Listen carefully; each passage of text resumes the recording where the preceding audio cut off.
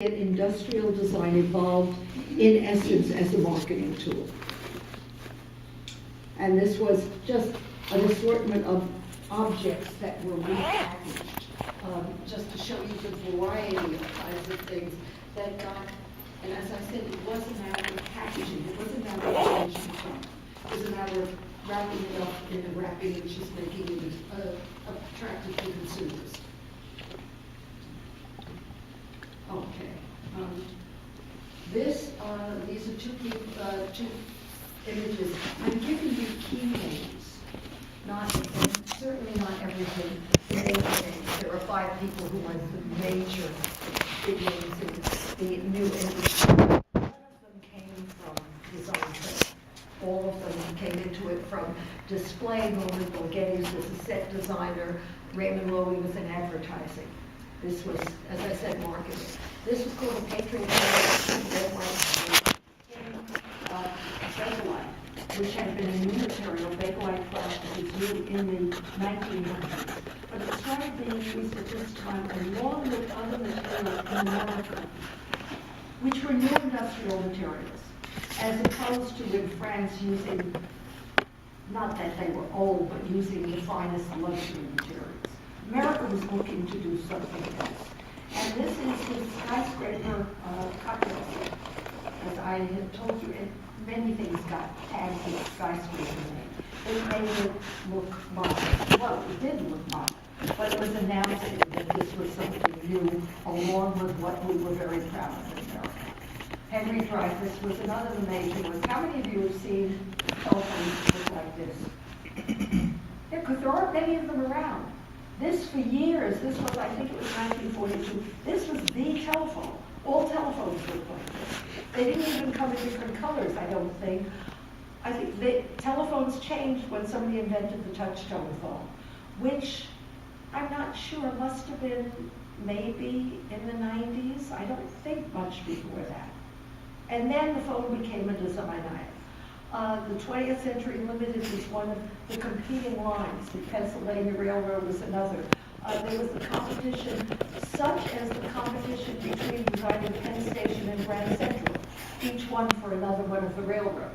I think the 20th Century Limited was the New York Central and the Pennsylvania Railroad. They were competing to have the most attractive looking engines, which said we're modern and we're fast and we're not old-fashioned coal burning, and the most modern looking stations. Walter Dolan Peak, another one, mainly industrial. This is a radio, one of the series that he did that were mirrored, colored, always blue mirrored fronts. The back of it was plain, was the works of the radio. A very simple desktop with a celluloid shade. And this was the camera and the box it came in, Polaroid cameras. Who's heard of the Polaroid camera? Okay, they're not around anymore. Oh, they have Polaroid cameras. Mm-hmm. They still have, when you pull it out and you develop the film? No, they're like little box-looking ones, and you click, and the film comes out from the... Okay, the originals, I remember my father had one. You pull something, and it was sort of, it was about this large. You pulled on it, and in 60 seconds, the film developed. So this was, a whole revolutionary thing. It was a very hot item, and it was packaged, and I visited a collector who was acquiring some of these. This is what's always photographed. And this collector had it in a green combination and a red and a yellow and a blue, which I had never seen before. So apparently they're very rare. But this came as, it probably cost about $100 when other cameras would have been 20 or 30. So it had to be packaged as a luxury item. There are things like this, it's very interesting. In avant-garde design, you also encounter the fact that some things go out of style just because a newer style comes in. Some things go out of style because they're obsolete. Has anybody seen do you even know what a Selectric typewriter is? Okay, who knows? Who else knows? Okay, Tom is involved with music. A Selectric typewriter was in the 80s. I mean, it was invented before that. It was the really hot thing in a typewriter was keys. And this was, instead of all of the keys, it had a little ball, so that the ball moved instead of the keys, so it was more efficient. It typed faster, and then the keys couldn't break because the ball rotated. Yeah. I remember getting, and it came in colors, and an industrial designer named Elliot Noyes, who worked for IBM, it was IBM. And I remember buying one in red, and people would walk into the office and say, oh, gee, you've got a selector.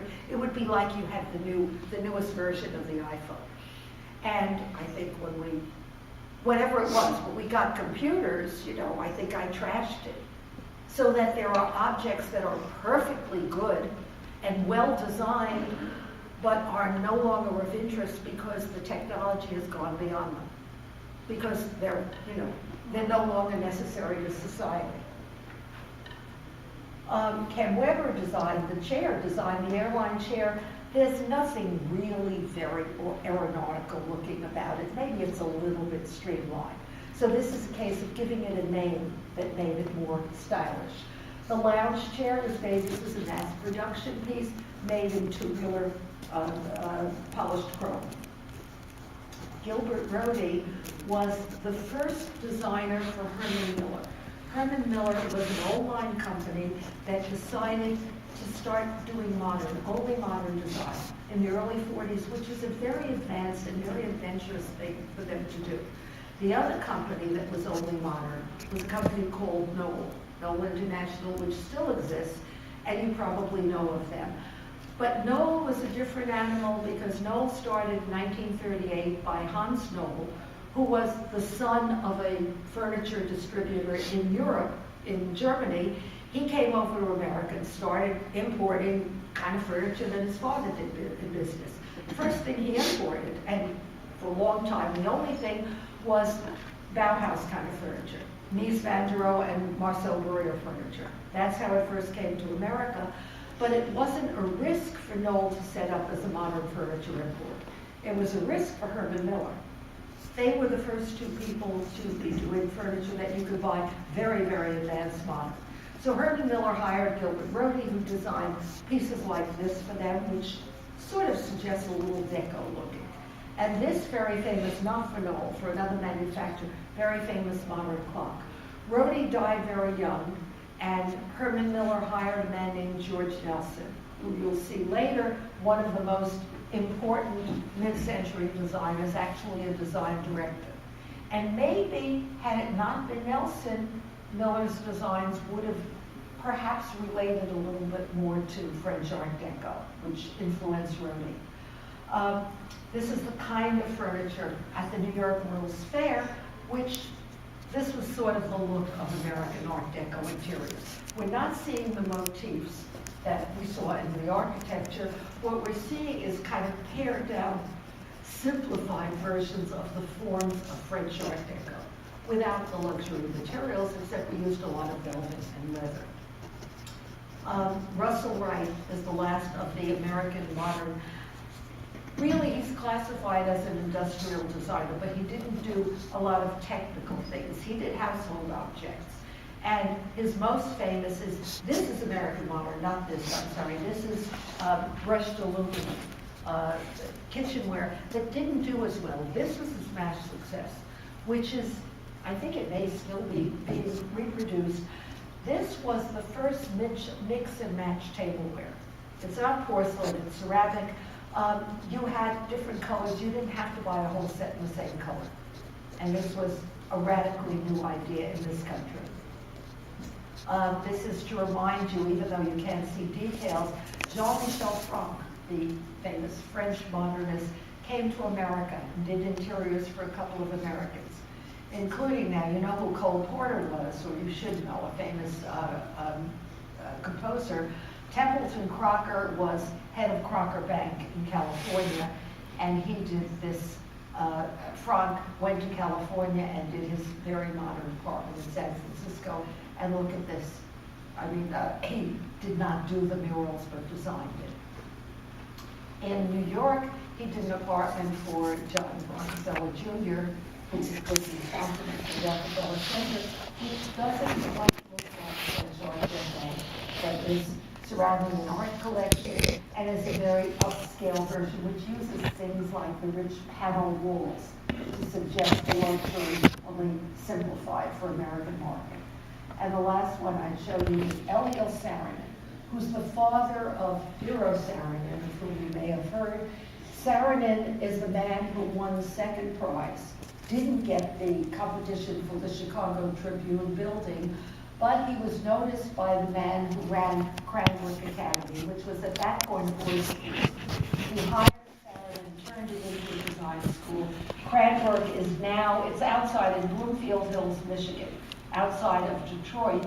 It's one of the finest design schools in the country. All design, all aspects of design. Saarinen became head of the design school. He brought with him his 11-year-old son, well, and his wife too, but his son, Eero Saarinen, who was 11 at that time, so he really grew up in America, so we count him as an American designer. We count Eliel as a Scandinavian designer, and Eero was part of the first generation of American designers trained at Cranbrook. Back to the interior, we see a combination of the Scandinavian simplicity, the influence of French Art Deco forms in the President's House, which is now open. I mean, it's part of Cranbrook, but the rooms of the President's House are open to visitors to Cranbrook. This is the living room, which has furniture designed by Eliel and the textiles designed by with very beautiful carpet, and the wall hanging designed by his wife Loya, who was a weaver. This was the last gasp of Art Deco. 1939 New York's World's Fair. The symbols were the trilon here and the perisphere, suggesting the world and, I don't know, reaching up to the future. The theme of it was looking to the future, more or less. But what happened, you know, a couple of years after 1939, there was another World War. So things pretty much came to a stop. And after the war, styles and the approach to design changed. But the stars of the exhibition were things like the industrial goods, which all came down after the 2 years, except for there's